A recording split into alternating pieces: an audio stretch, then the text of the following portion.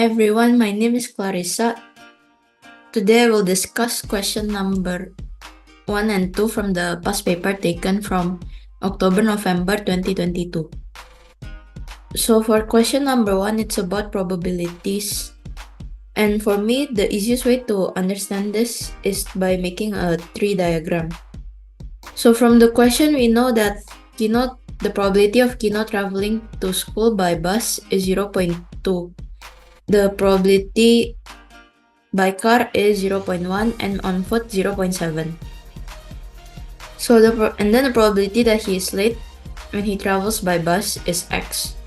So the probability of him not being late is 1 minus x. The probability of him being late by car is 2x, and the probability of him not being late is 1 minus 2x. Lastly, the probability of him being late when he travels on foot is 0.25. So the probability of him not being late is 0.75, which is 1 minus 0.25.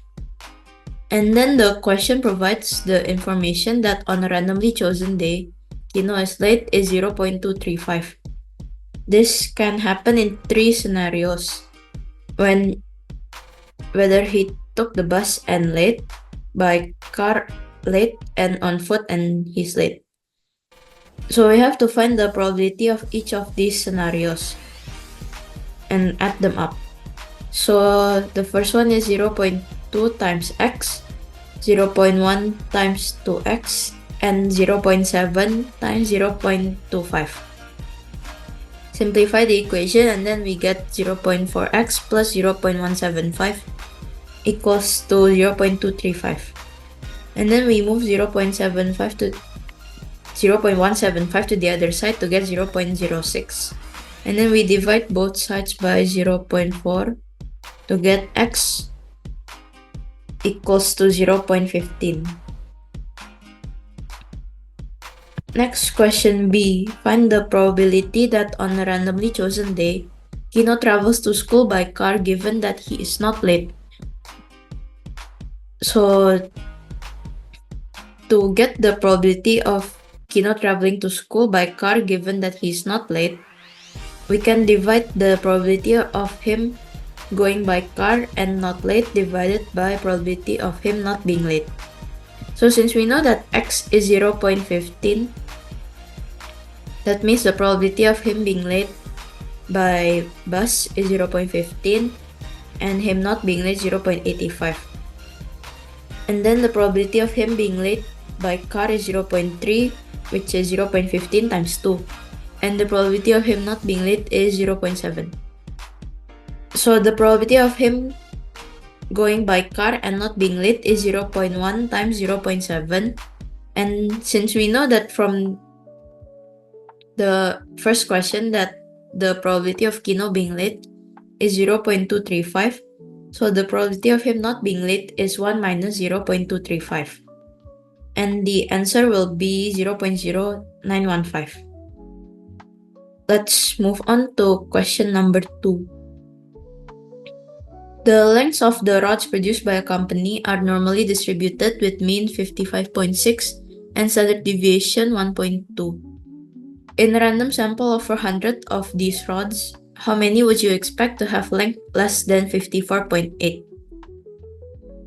So we can write that x is normally distributed with the mean 55.6 and standard deviation 1.2.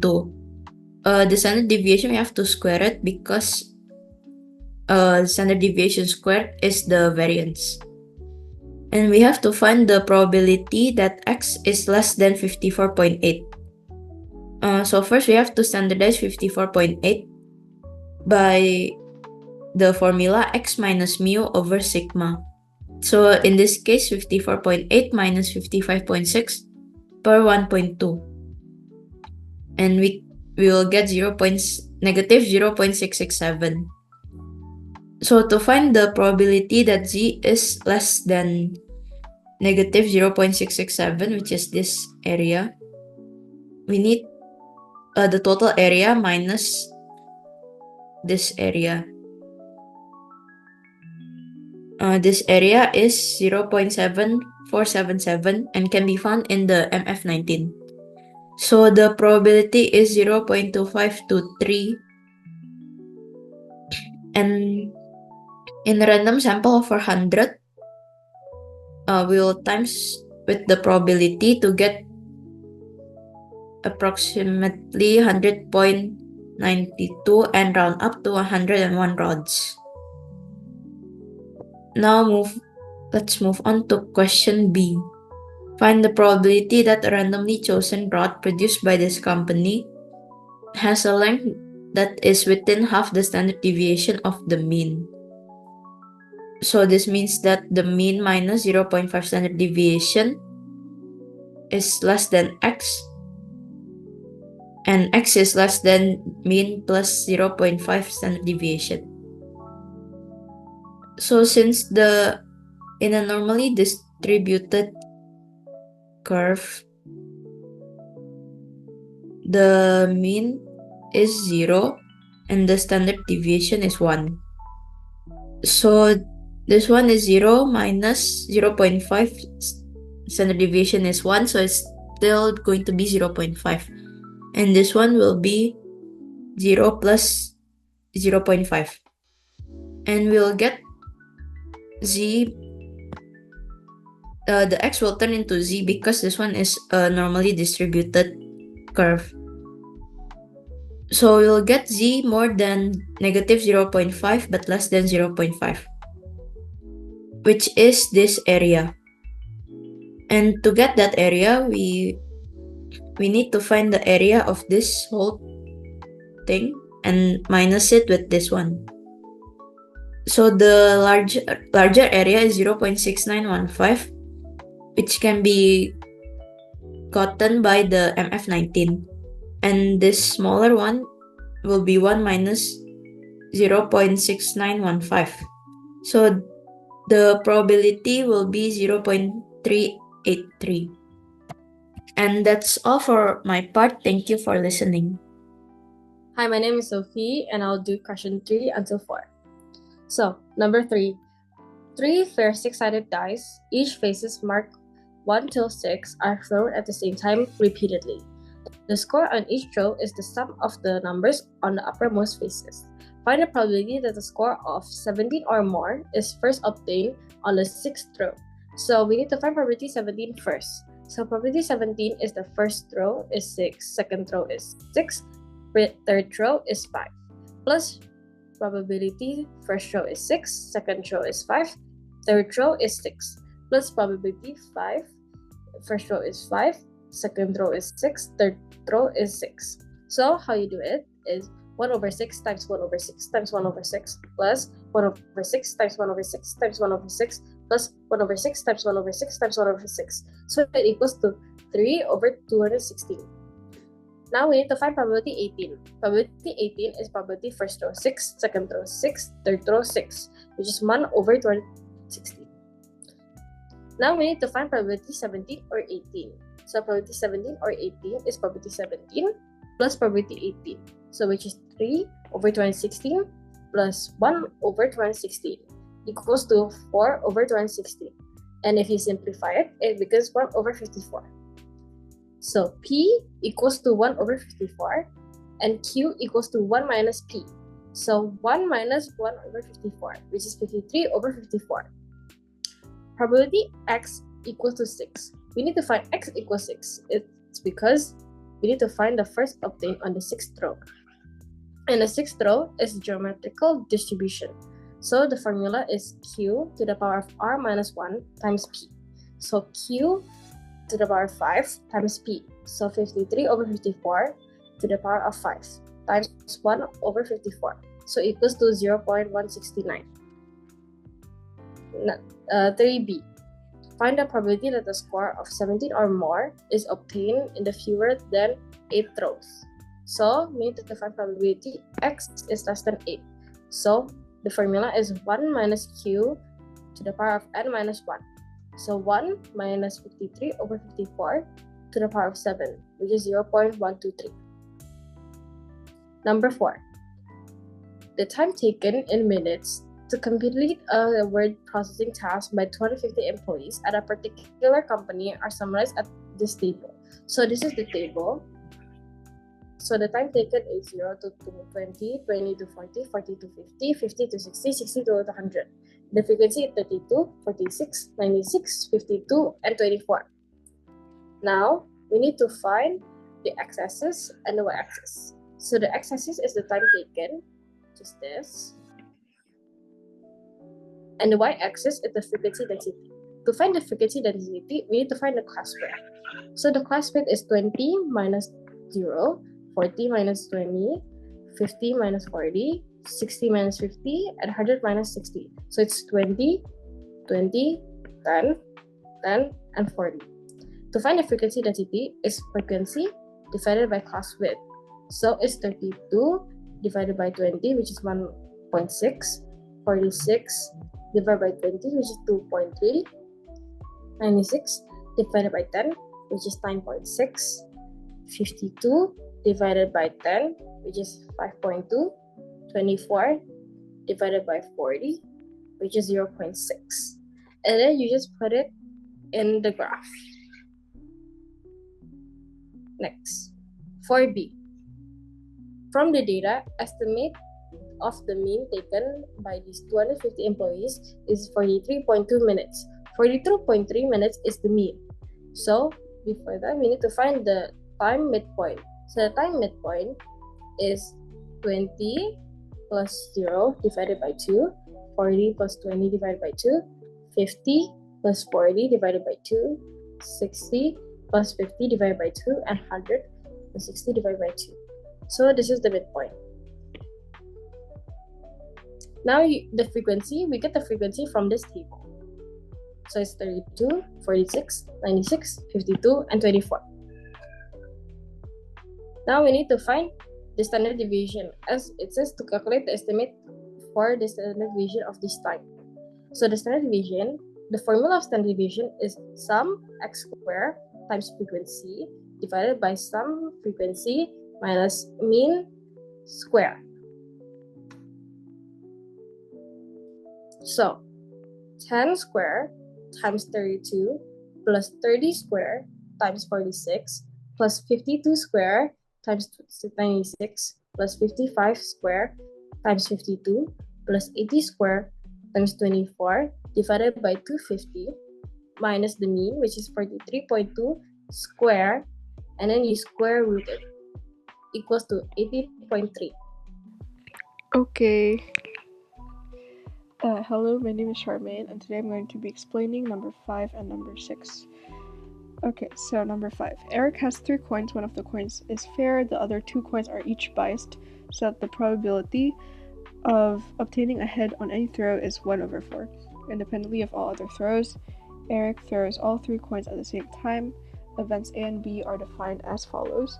A, all 3 coins show the same results, and B, at least one of the biased coins show a head. Show that probability of B is 7/16. So, this only mentions the biased coins, so we can just ignore the fair coin. So there are 3 scenarios of this, which is one biased coin shows heads, the other shows tails, and the same but vice versa. And the last scenario is that both coins show heads. Because it only says at least, right? So you can have more than one. So you just calculate that, which is 1/4 times 3/4, 3/4 times 1/4, and lastly 1/4 times 1/4, which I've done right there. And that's the total, which is also the same as the question, so it's correct. B, find the probability that probability of A given probability B. And so the formula for that is probability A and B at the same time over probability B. So to find probability A, let's just examine the event first. So all 3 coins show the same result. So that's either all heads or all tails. And because event B says that at least one of the biased coins show a head, so that means that this one is impossible. So this one will be our scenario. So all 3 heads, which is 1/2 times 1/4 times 1/4, The total of that is 1 over 32. And now we just need to divide that by probability B, which we know already from question A. So the total is 1 over 14. Okay, let's go to question B. The random variable x is the number of heads obtained when Eric throws the 3 coins. Draw the probability distribution table of x. So we have 4 scenarios. The first scenario is there are no heads, so that means that all of them are tails, and we can find that out, the probability by 1 over 2 times 3 over 4 times 3 over 4. That total is 9 over 32. This one, I've put it in here. Alright, the second scenario is x equals to 1. So there's exactly 1 heads, which you can find here. And you just need to calculate the probability and just sum it up, which I've done, and the sum is 15 over 32. And then x equals 2, or there are 2 heads, you can see here. And the total is 7 over 32, just need to calculate that. And lastly, they all show heads, which is this value that we've calculated in B, which is 1 over 32. And a simple way to just like make sure our answer is correct is by adding up all of the probabilities and ensuring that the sum of them is 1. So I'll just do that.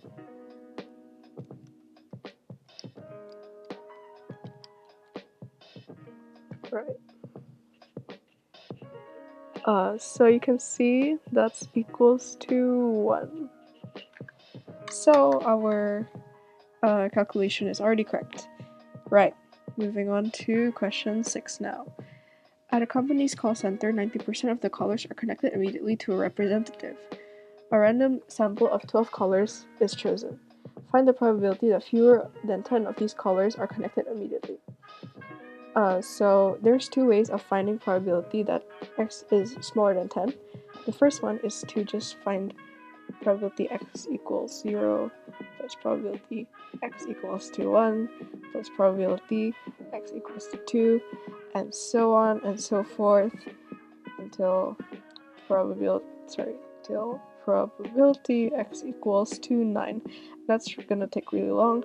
A much simpler way of calculating that is this one, which is 1 minus probability x equals to 12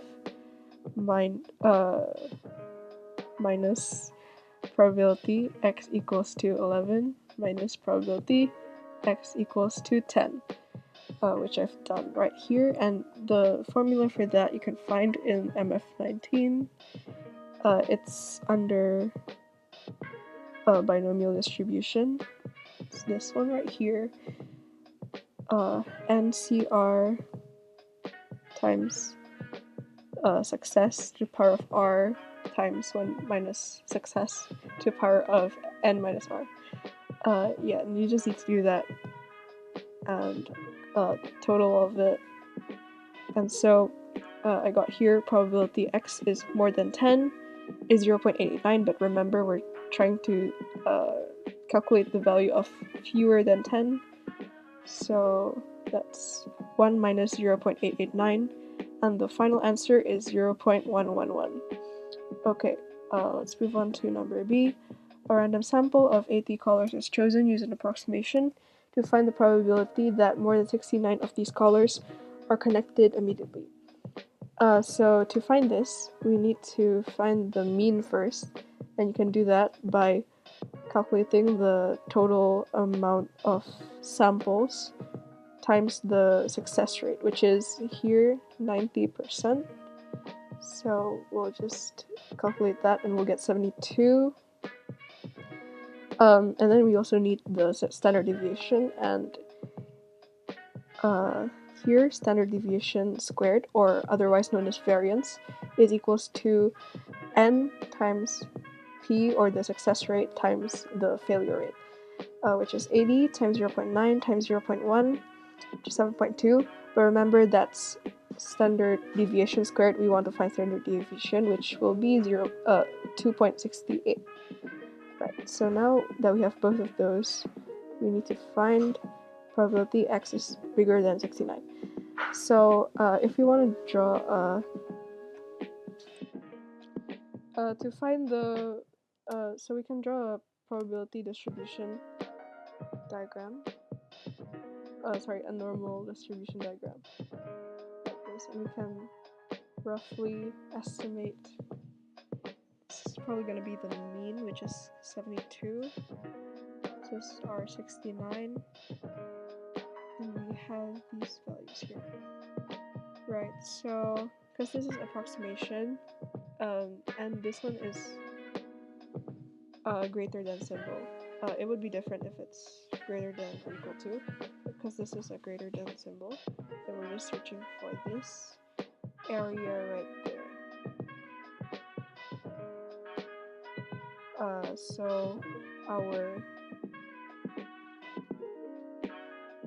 So this is going to be our equation. X is 69.5 minus 72 over 2.68. Just calculate that in the calculator. X is larger than 0.933, negative 0.933. And to make it positive, simply 1 minus px is larger than 0.933. But because we're searching for, because to find it in the table we need smaller than, so it's 1 minus px is smaller than 0.933. Just cross these out, they're redundant. So we'll search this value in the normal distribution table. So we can see 0.9 and 3 and this one. So it's going to be 0.8238 plus 0.0008. So the total of that will be 0.8246, which is our probability. And then let's go to 6C, justify the use of approximation in part B. So we have the number of sample times the probability, which is equals to the mean, and the total is 72. So that's 80 times 0.9, which is 72, and then we need to also calculate the expected amount of failures, which is 80 times 0.1, like that, and the answer is 8. So both of these values are greater than 5, so our approximation in part B is correct. That's all for my part. I'm going to pass it on to Jennifer. Thank you.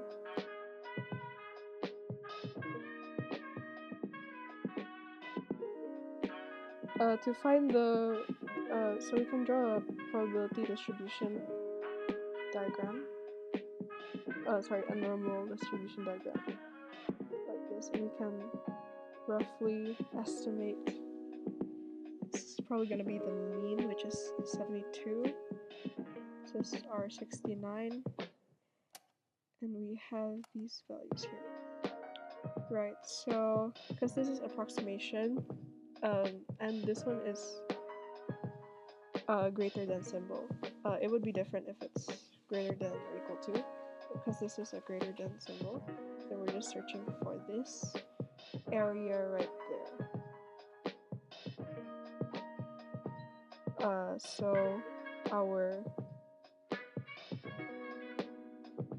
So this is going to be our equation. X is 69.5 minus 72 over 2.68. Just calculate that in the calculator. X is larger than 0.933, negative 0.933. And to make it positive, simply 1 minus px is larger than 0.933. But because we're searching for because to find it in the table we need smaller than, so it's 1 minus px is smaller than 0.933. Just cross these out, they're redundant. So we'll search this value in the normal distribution table. So we can see 0.9, then 3, and this one. So it's going to be 0.8238 plus 0.0008. So the total of that will be 0.8246, which is our probability. And then let's go to 6C, justify the use of approximation in part B. So we have the number of sample times the probability, which is equals to the mean, and the total is 72. So that's 80 times 0.9, which is 72, and then we need to also calculate the expected amount of failures, which is 80 times 0.1, like that, and the answer is 8. So both of these values are greater than 5, so our approximation in part B is correct. That's all for my part. I'm going to pass it on to Jennifer. Hello, my name is Jennifer. I will be explaining number 7. So for 7a, find the number of different arrangements of the 9 letters in the word alligator, in which the 2 A's are together and the 2 L's are together. So because in alligator there are 9 letters, but in the question it's asked us to consider the 2 A's together and the 2 L's together. So therefore there will be only 7 letters left. The number of arrangements will be equal to 7 factorials, which if calculated is 5040. So this will be the answer to 7a.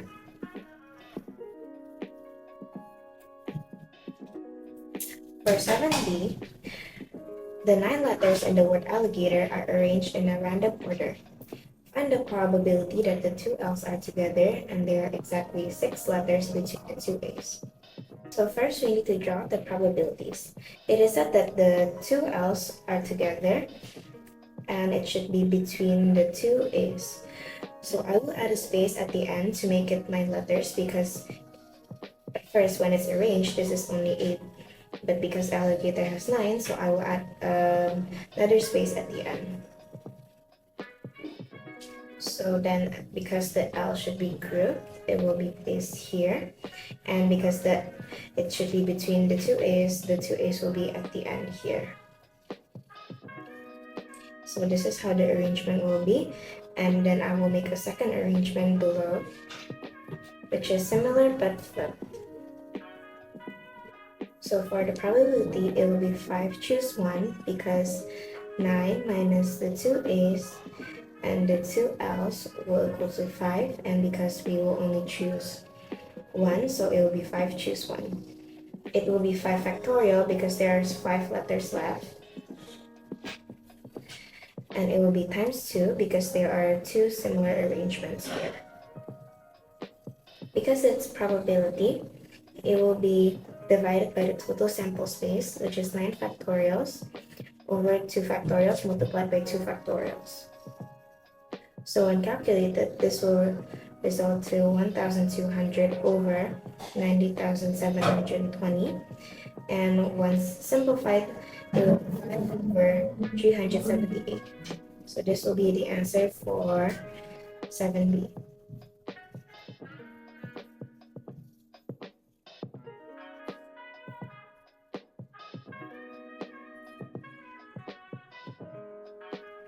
So for 7c, find the number of different selections of 5 letters from the 9 letters in the word alligator, which contain at least one A and at most one L. So as we all know, the word alligator has 9 letters.